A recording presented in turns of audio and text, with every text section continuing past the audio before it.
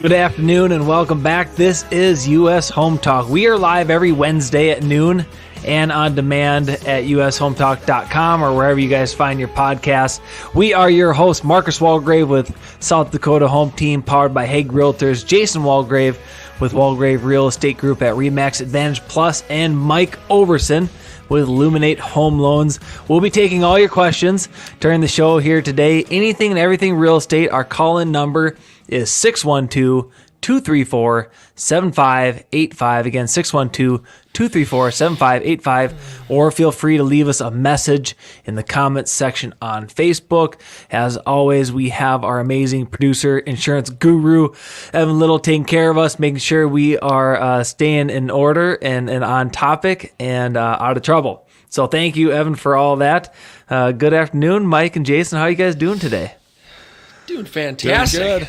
Doing good. I think it's stayed a good up a day. little late last night watching the election stuff, so I'm a little sleepy, but I'm doing good. How late, Michael? About 1:30.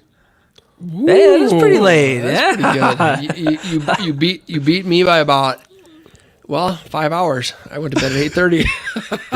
Oh, it sounds like you beat Kamala too, because that's about as late as I was able to stay up. Sounds like she threw in the flag at about 11:30 Central Time, and then it seemed like shortly thereafter our local news kind of called it a night too. So when the local news says good night, it's like, okay, I think it's time for me to go to bed. Yeah. I was just doing random stuff, right? Some stuff around the house. I was doing some work stuff, and I had that going on in the background, and I stayed up. Just had to stay up and kind of see how things played out. So where did you find your news? Was it on TV or was it on internet or a website, or were you watching something? Yeah, I was just watching the TV, whatever the local, KSTP or whatever it was, the local channel NBC that was covering or something, it. Yep. So good stuff. Yeah. So it was Marcus. Did you guys have a lot of things? Obviously, a lot of candidates were needing to be voted on here yesterday. But any hot topics in Minnesota that was drawing a lot of attention? We had about three. Hot topics that people were very passionate about and really helped drive a lot of people out to get their votes in. So it was good. It was good to see in South Dakota, which I'm in, Sioux Falls, South Dakota. We can vote early, and so I kind of took advantage of that and went to my county courthouse and voted prior to yesterday, just to get it done and try to avoid the lines as much as possible. So I didn't have too bad of a wait. It was about 30, 40 minutes, and everybody was doing such a phenomenal job getting everybody checked in and keeping everybody moving forward through the line. So, very thankful everybody who helped out for that and to help get your vote in. So it was good. Yep. I had zero lines. I walked in, no line, registered. I was in and out 10 minutes. So nice. Not even that long for me. Just walk up. Yep. Here's your ballot. Fill it out. Done. Yeah, it was pretty efficient. I mean, 4 years ago, and I went at the same time, right at 7 a.m., the fire station probably a mile from our house. So 4 years ago, I was in and out in like 3 minutes. But yesterday, I was 25, 30 minutes. I mean, there was significantly more people at that time, this time, than before. So, but it was good. It's good to see how, I expect, here's what I expect. I expect people to vote. I expect Americans to vote. And I think it's something that we take for granted a lot of times when you're born here, and it's just, but not everybody gets to vote throughout the rest of the world. And I expect people to go out and do that. And so I feel like there's a lot of people out yesterday, which is good. So I was watching last night news like around 9. It was probably closer to 10, right around 10 o'clock our time, which would be, or was it maybe 11? I don't know. How far is Vegas behind us? 2 Is there 2 hours? 2 hours? I think so. So it must have been closer to we're 11. Central, then. they're Pacific. If they're Pacific, yeah, it was closer to 11 o'clock our time then, because their polls I think close at 9. They were saying there was a 3-hour line, a wait yet. like as the polls were closing, literally they're like counting it down. There's 4.5 minutes left before the Nevada polls close, and they were saying at one of their locations there was almost a 3-hour wait still, and they said the poll just doesn't close where if people are in line you can't vote, right? You have to let them go through, and so I even I didn't know that. I didn't. If you're in line, that counts. That counts, Yep. and you So I wonder if that's by the state or if that's national. Most states operate that way. There were some bomb threats called into a couple of polling places in Atlanta, so they stayed an hour later because they had to close in the middle of the day to be swept for, if it's an actual threat or whatever. That kind of stuff happens every election where there's one polling place. We had, I think it was 2016 here, that one of the places in Minneapolis, their voting machine, something broke inside of it, like the rollers that actually take in the ballots, so they had to get another one, and so they were closed for half the day, and people were voting until midnight. But most of the time things seem to go pretty smoothly. I got something for that dog there of yours, Evan. He wants this sandwich. He's after my sandwich right now. I got something for him. Is it a sandwich, Jason? No, he said it's a meatloaf sandwich. I don't know. So no, I'm saying what you have for the dog. No, you got a sandwich for the dog? No. Well, congrats to President Trump for getting the victory on that. Sounds like we still got some things to decide in the Senate and the House, possibly, or did the Republicans take the Senate? I think I just kind of saw it now. It looks like they maybe got the Senate at the 52. Yeah, so they got the Senate, so we're still kind of waiting to see how the House plays out, if that sounds right. So, 218 is what would control the House, and Republicans are at 201, Democrats are at 182, so looks like there's still some action going on there, but we are going to talk about some real estate today, so we're not going to talk politics. So I guess probably not too much politics. I think you kind of have to a little bit, don't you, when you're talking real estate? But yep. Today's topic is the future of home building. Now, I'm kind of excited about this one. Simply because we see this exponential growth in modern technology, right? And one thing that kind of came to our world was the 3D printer a number of years back, and there was kind of always that talk about, oh, well, God, you can 3D print anything.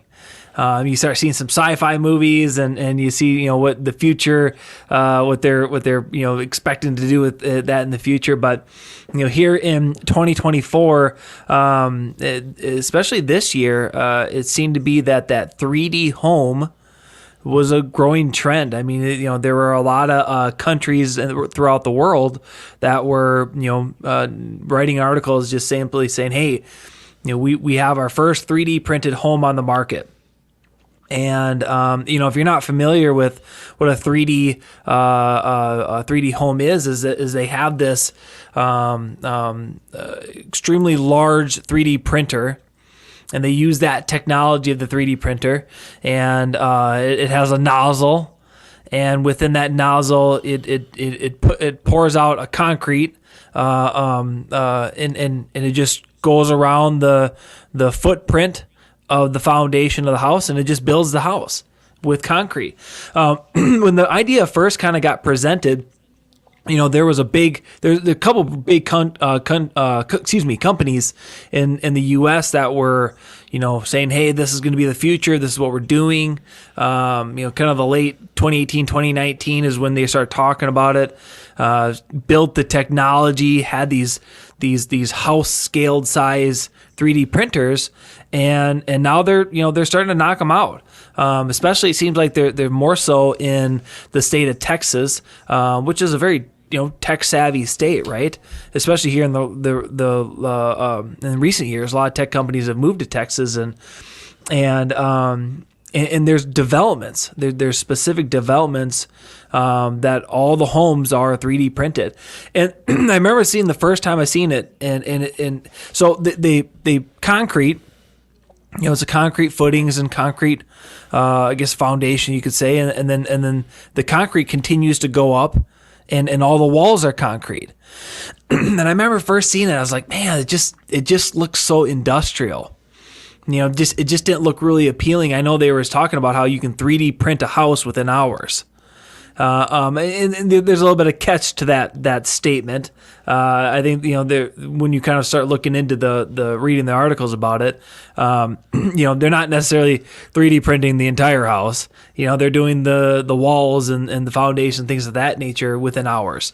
But the concept is it's going to reduce labor costs. Because you don't need to have the manpower to do it. It's just a one very large machine, and you kind of bring in some moving parts to it. It looks so industrial to me, and it just is like, okay, I understand that there might be some cost savings there, but it just didn't really look that appealing. So that was interesting. What I saw here recently, there's another company here in the U.S.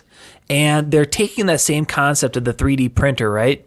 But instead of doing this concrete pour, which you don't really have like the traditional 90-degree angles, the machine just continuously goes around and follows the footprint. So obviously, if you're pouring something, you're not going to want to have. I'm sure in terms of integrity structure or the structure integrity is at stake when you try to do like a 90-degree angle when you're pouring concrete like that through a nozzle. So they kind of have these round, all the corners are round, nothing's 90 degrees. But then there's another company that just kind of came out here recently, and what they're doing is they're taking a wood a residual and adding like a resin to it, and they're printing what you would typically see out of a 3D printer, where you can have those 90-degree angles. They're doing it within a warehouse, and then they're transferring that section of the house onto the foundation. So you see that stuff, and it's like, man, it's like super futuristic, right? I mean, they're talking about how it's going to save thousands and thousands of dollars in costs and material and labor, mostly labor.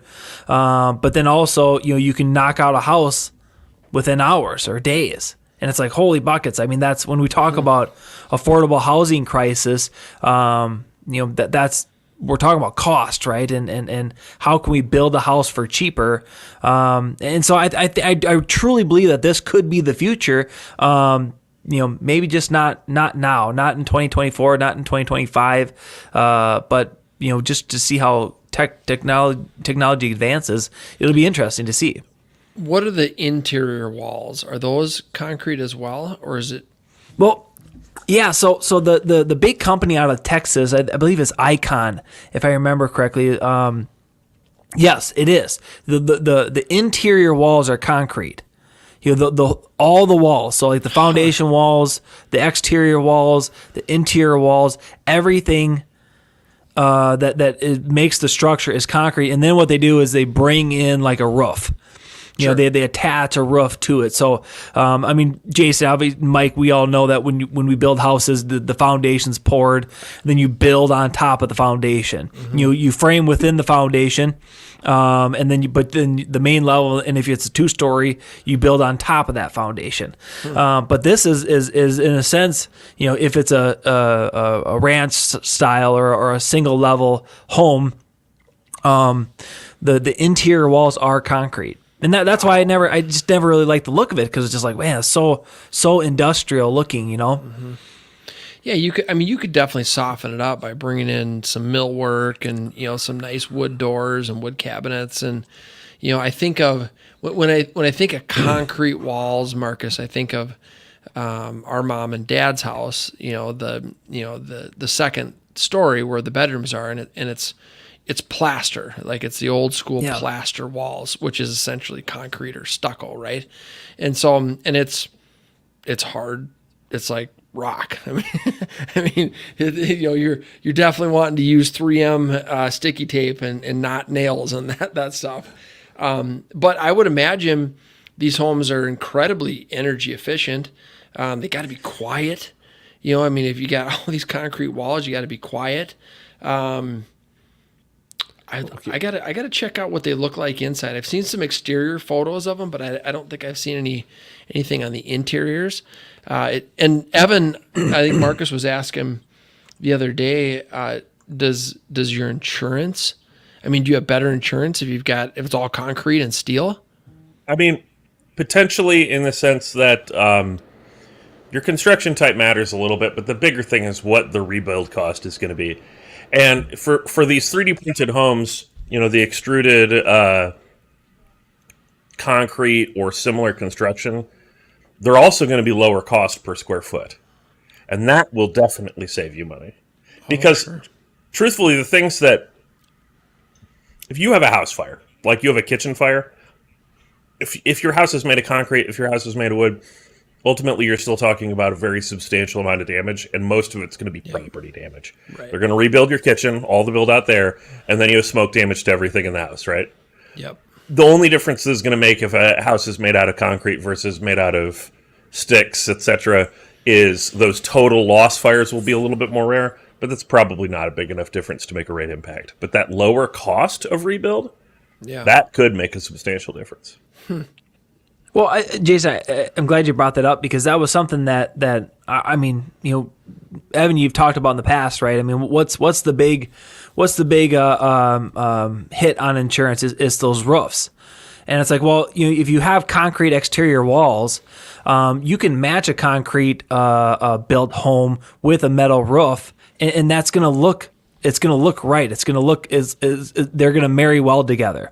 And so, I think if you have this all concrete exterior, right, and then you have a metal roof on top, what kind of storm can come through and beat up enough to where you have a hailstorm? It's like, well, hail's not going to do anything to your concrete, and it's going to maybe just cosmetically dent your metal roof. But outside of that, it's like, you might be in good shape. I saw a story on this recently where one of these companies was talking about how they had figured out a good way to attach siding to these things to make them look more like normal homes. And I was like, oh, so we're going to get rid of the key advantage of this thing in weather to make it look more like another home? No. You accept that it looks different and accept all of the benefits that they come to it. Yeah. I agree, Evan. Well, that's where my mind was going too, is like the interior. Can you still frame up walls and have sheetrock so that you can hang pictures and stuff like that in there, versus trying to put anchors in concrete walls, to hang stuff on. And then the exterior, what does the exterior look like? Did they put regular siding on it, or what did they do there? Well, as I was kind of describing, when they pour the concrete, they just circle. They keep on tracing. So it's like layers of frosting. A bad example, but maybe that can kind of give you the visual. So it kind of has like this little ripple look to it on the exterior and interior. I did come across a website, when I was looking this up here earlier this week. I did come across a website that is like top 10 3D printed homes on the market. And to your point exactly, Jason, you can definitely soften it up. You bring in some attractive windows and doors, and then the proper decor, and then all of a sudden it doesn't necessarily feel that very commercial industrial feel to it. It did feel a very modern, yes, but it did feel very residential. It felt very homey. So that was kind of a cool so it has that look. Wow. That layer look to it, and then so that I assume that's what they're doing for like the door or the window frame. They kind of put some sort of material in there. So it's super interesting. The other company that was in, like, I think it was out of Maine, if I remember correctly. They're not using a concrete mix. They're using a that wood residual resin compound, and then they're able to get the 90-degree angles because they're printing it like a normal 3D printer. So it's like you kind of combine the two together. Maybe have this for the foundation, have the other one for the walls and the roof and the flooring. and all of a sudden you have, a fully manufactured home built by these huge, robots, I guess. I mean, you can call them robots, massive machines. And this I think it is wild, right? And there's a lot of ton of videos out there that you can find on YouTube, or just simply do a Google search and find the companies that are leading the way in this. This obviously isn't going to be something that at this moment of time that we're going to be able to do with custom homes, right? This isn't like a custom home concept. However, affordable housing, if you're able to get in there and have, these machines, in a sense, build these homes in days, whether in comparison to months, and the cost of labor is a fraction of it, materials cheaper, and it's like, okay, well, we might have a solution here where if we can build houses 4 or 5 times faster at 20% less or 30% less, it's like, there could be some light at the end of the tunnel in terms of affordable housing for that entry level style home. I think if you're looking for that custom, luxury custom built home, I mean, the 3D printer still has to be the size of the footprint, right? So if you have this, a lot of these homes are like 1,600 square feet foundations, footprint. So it's like, okay, well, if you have anything larger than that, the printer can't do that. It can only do within the size. Yeah, it can't reach. Yep. So two really interesting things. And this isn't new news. The 3D printer is out there, and I think the 3D bio-based homes, that's a fairly new concept. And you're going to get those 90-degree angles. They can do walls, they can do roofs, they can do flooring. With this new concept of not using the resin or the concrete, but yeah, here's another, and you can see exterior wall is poured. Yeah. And they got a really cool designs. I mean, if you look where the sun is hitting those pillars, it's designed to have a little ripple in it, right? Yeah. So you're not limited to circles or whatever, but you can add some pretty cool flair. But obviously, that roof there wasn't 3D printed, right? The people had to build it and stick it on there. Look at that though. That's fantastic. Yeah, it definitely. Very modern. Again, very modern. Sure. Yeah. Contemporary and but super interesting to see. Interior walls and all concrete and they're saying that it's very Icon. I think that's the big company out there that's really leading the way. I mean, you could even use this to build garages or secondary, living structures on the property. I mean, sheds. I mean, you could do all. I think Frank Lloyd Wright would have thought 3D printing was cool for houses. Yeah, my understanding, going back to your question earlier, Mike, was that the interior walls, it's only supporting interior walls that they'll do with 3D printing, and the rest of it will be traditionally framed. So you get 1 or 2 dividing walls that are going to hold up that roof, looking through these articles, and then the rest of it is going to be a traditional frame out for your kitchen and bedrooms and stuff. Yeah, because I was even with the wondering company of Icon. I was even looking how HVAC.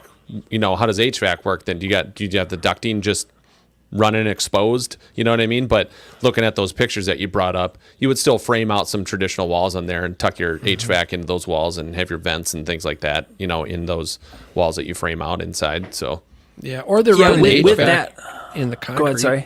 They're running the if it's a 1-story, they can run that HVAC in the concrete in the floor, and so, or they could, so you don't even have to have ductwork anywhere in the walls or ceiling, on a 1-story or 1 level. Well, it's I don't know, Evan, if you can pull up the other link I had there from that company ASCC.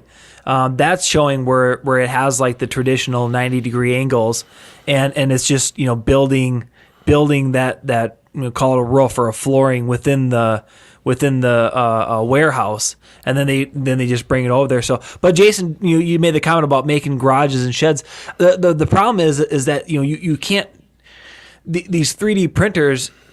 From how I'm understanding it is it's kind of like developer builder concept. The machine sits at the development and the machine is moved to the lot and then just moved to the next lot. So I'm sure that there's quite a bit of cost. So here's the one where they're using the wood residual resin compound, and you're getting like what you would normally see in like a 3D printer, in a small scale, but building roofs and floors like that way. So then you could, in a sense, have your HVAC, ready to get slipped in there or whatever, and just drop it right on top of the 3D printed concrete foundation, exterior walls, and it's super interesting. I mean, I think it's exciting to see. They're talking about how much money it's going to save, to make these homes more affordable, and how quickly they can build them. We've talked about this for years now on our show about how low our inventory. There's nothing out there that's really going to suggest that we can satisfy that inventory. So two super interesting, cool ideas. I still think they're pretty futuristic. I mean, I understand that they're happening, but in terms of large scale being used in every community throughout the nation, I think that's going to be pretty hard. But that kind of segues into why I wanted to talk about this topic. One thing I do think, guys, that may be used sooner than later, and that could bring some relief to communities that are in need of affordable housing, is what's going on in Sioux Falls, South Dakota. There is a development that is starting in the northwest part of town. It's a 325-acre development, and what they're doing is they're taking the concept of a manufactured home, right? What you typically see. I'm trying to think of some of the big names. Is it I'll think of it later. But where homes are being built in a warehouse, not like a mobile home, like an actual, an actual modular home. Then, yep. And then they're picking that home up, putting it on a trailer, and then driving it to the foundation, setting it on the foundation. I feel like I see this a lot with like people who are looking to get into affordable lake homes, right? Or they got their hands on an acreage and they're wanting to get to maybe do some of the work themselves, do a block foundation, and then have this house come over there. Well, this company, they're taking this idea, they're building a 100 by 1,000 foot hoop-like structure. And this is a structure that they can take down, use the material again, and erect at a new development once they're done with this. So it's a massive. Jason, like when they store hay bales on a big farm, they have that loop structure where maybe Evan can pull that picture from that first article that I sent from Sioux Falls Business. It kind of will show the picture of it. But what the idea is that they're going to have a covered structure to where then, and it's 1,000 feet long, and then they can start working on houses outside of the elements. So they're under a roof in a sense. They start on one end and they kind of take this there you go. They start on one end, and then it's kind of like a conveyor belt concept, right? You get one part done and it's on a trail, and then you just move to the next crew, and they can be working on 12 homes at one time in this loop structure, and then when it gets to the end, it's the end product. Wow. So what they're doing is they have like 4 or 5 different floor plans, and so if a buyer comes in and says, "Hey, I like this lot you have, and I want this floor plan," well, then it just goes into the loop structure. They start building it. They don't have to worry about rain, snow, any of the elements. They can just build, and get it done. And then once it's done, it's on the trailer. They ship it out to the lot that's just within the same development, and they slap it on the foundation. It's like it's the Henry Ford way of building houses. The assembly line, right? The assembly line, yeah. That's cool. Yep. So and like that again, like that concept of like building a home in a warehouse, manufacturing facility, that's not new. But this idea of like kind of like the assembly line to punch it out and not having to worry, especially up here, right? Where we do have a couple months that are pretty tough. And not a lot of builders are really that excited to be out there building, and a lot of them just shut it down. Say, yeah, the weather's just too rough. We can't, for the or a really wet spring. Or it's rainy. And yeah, rainy. But this will allow them to stay out of the elements and just build. Like I said, 325 acres, and when the development is full, it's estimated to have 733 homes. Jeez. So you kind of think about that, and it's like, okay, well, these are, I think if I remember reading it correctly, it was like 1,600 square feet homes again. And right now, they're thinking they're going to be right around $500,000 for a finished product for 1,600 acre home or 1,600 square feet home, fully finished. And again, I mean, the developer and this entity that's doing it, they're like, hey, this is going to be very high quality. None of your material is going to be sitting out in a rainstorm for a month. Everything's going to be protected indoors. The subs aren't going to be, having to fight elements. They're going to be able to stay focused and do their best work. And when the product comes out, it's just going to hop on a trailer. And we've all seen like a house being moved, right? Yeah. It's always interesting when you see that, and it's like, holy fuck, that's a full house. 2-story historical farmhouse that's being moved, 20, 30 miles. It's like, well, this is just maybe 2, 3, 4 blocks from this loop structure. So $367 million worth of homes is what's going to go into that development. Over $250 million. That's pretty exciting. In my old neighborhood, there was a home built. It was the house you guys probably remember it. It's like a block away on the corner. Pretty big. I mean, it was a 4,500 square feet, big 2-story. And that house was brought in pieces. I think it came in 4 or 5 pieces, and then they put it all together on the lot. And but you would have never guessed that it was pre-built. It looks like it was custom built on site. So I think there's some pretty cool stuff out here. What you're talking about, Marcus, I've never even heard of that, but what a fantastic way to build houses in a controlled or semi-controlled environment, and get them done and get folks into them. Yeah, go ahead, Mike. Sorry. I was gonna say, I think it's a great idea. I mean, imagine yourself. Let's say you're a contractor, right? Maybe you're a framer, and you're trying to frame a house, and it's January 20th on a Friday, and it's 0 degrees out, right? Friday at 4:00 in January 20th up here, and you're not putting in your best work, right? You're cutting all the corners you can because you just want to get out of there because it sucks working today because it's super freezing out and it's Friday and I'm just done for the week, right? You never want to buy the car that rolls off the assembly line, the last car on a Friday, right? Because that thing's going to have issues all over the place. No one's finishing the work on it, right? That's Jason's old truck, right? Yeah, Jason's old truck. I think it was. Right? So you Friday think at 4:59 p.m. Last one that rolled off, it didn't even have a windshield in it. I think they just used saran wrap for the windshield for a while there before they got one on.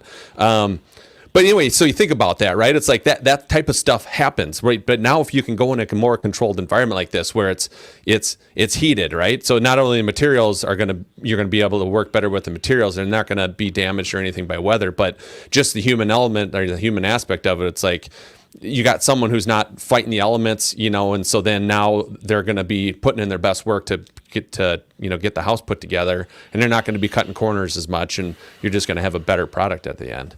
Mm-hmm. Better. Well, I mean, they're definitely saying, hey, this is going to be an exceptional product. Yeah. And again, us Northerners up here, we have the winter solstice just coming up here in a couple months, and we don't have a lot of daylight hours. And how many times have we seen our hardworking builders and our hardworking subcontractors showing up and they got the truck lights on. Yep. They're trying to get all these lights on, and it's pitch dark outside, and they're working for an hour in the dark before the day, before the sun comes up, and they're knocking out an hour plus, in the dark when the sun sets, because the days are so short up here.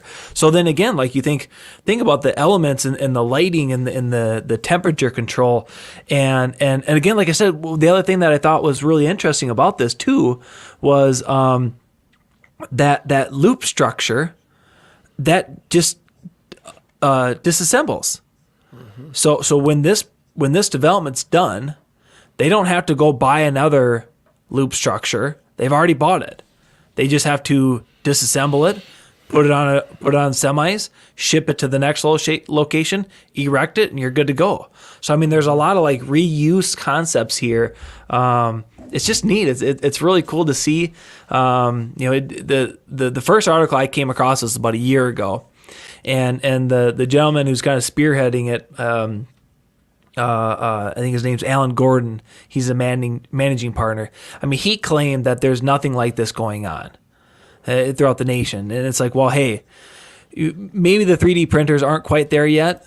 You combined all three of these concepts together, and hey, maybe in 10, 15, 20 years, we can build weather-resistant homes and build them fast. And insurance companies are like, hey, we don't really have to charge that much because the house is super cheap to build, and it's stronger than any custom luxury type of home, because that's all sticks to accommodate all the neat features, and so your insurance is cheap, the purchase price is cheap. Could be our solution. Yeah, I like it. Yeah, it's crazy. I think it's a great idea. I mean, the 3D printer thing, I think, is a little ways off as far as, like you said, being able to mass produce it and have it actually be like a lucrative option for building. But the loop structure, conveyor belt in these bigger developments like we showed there, I mean, we're ready for that now. You know what I mean? That's a great idea. That can happen now. That's like, I think it's genius. It should help at the very least. I think if there's a lot of, Sioux Falls is a really cool city. We have a lot of really neat economic things happening in Sioux Falls, and we've been getting a lot of really good press for the people who are coming here and businesses that are coming here. So if they do well, I mean, I definitely feel like there's a great opportunity for the word to get out that, hey, this is something that can work. Work for other cities and other communities, other developers, and work with the government and maybe get their hands on some affordable land, and bring the land cost down, bring the labor cost down, the whole thing. And it's like, hey, we might have some really cool options in the future for some affordable housing, because we need it. We obviously need the inventory and we need the affordability to come down. So there's some bright days ahead in housing, and I think that there's some really cool ideas that are going to allow us to get people in homes, because we all know that a community, in my opinion, a community's health status is really based on the quality of the house, of their home. If they have a healthy home, you're probably going to have a healthy community. So, and everybody feels a little bit happy about their home when it's in good condition. So that's what I got for you guys. I was just kind of excited about talking about 3D homes and what we got going on here in Sioux Falls, South Dakota. Really cool building concept that we're hoping to give us some relief here in the Sioux Falls housing market. Well, I think it's great. I think we're going to see more of this coming up for sure. I'm glad you brought this up, because we're going to see those types of structures, that more conveyor belt type of thing in these big developments. You're going to see those popping up everywhere for sure. Yeah, especially because, like I said, it's that reusable concept. They can go ahead and use that same structure for their next development. So I know, like up in the Twin Cities, guys, you guys see a little bit more of that developer builder kind of exclusive. If you want to be in this development, you got to use our builder kind of a deal. That's kind of new to us. So I mean, I think throughout the nation, this could be something that catches on. So, but awesome. As our show comes to an end, guys, we want to thank you all for taking your time to tune in live and your support of US Home Talk. You can find today's show or any of our shows on ushometalk.com and on the podcast you guys like to view. So this is Marcus Walgrave, Jason Walgrave, Mike Overson. Have yourself a blessed day.